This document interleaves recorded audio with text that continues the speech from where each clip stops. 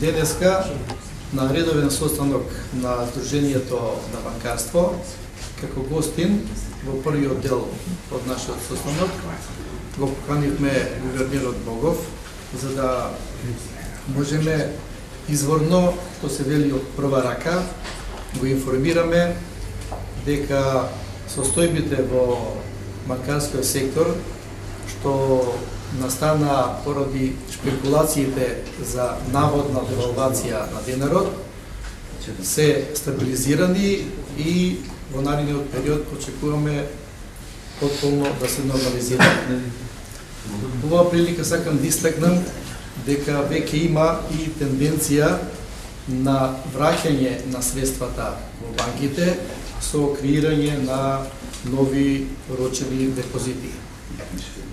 Исто така сакам да искористам оваа прилика да апелирам до сите штедачи кои подлегнаа на шпекулациите и повлекоа дел од своите штедни заштеди да ги враќаат во банките, затоа што таму им се најсигурни и да не се доведат во ситуација да бидат мета на одредени кражби, кои што деновиве ги прочитав во одредените печатени медиуми дека се случува.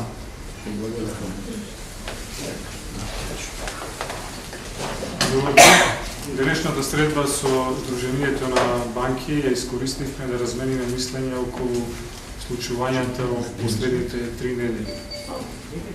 Ова што се случуваше беше реален стрес тест кој што банките покажаа дека можат да го издржат. А ударот беше наистина силен.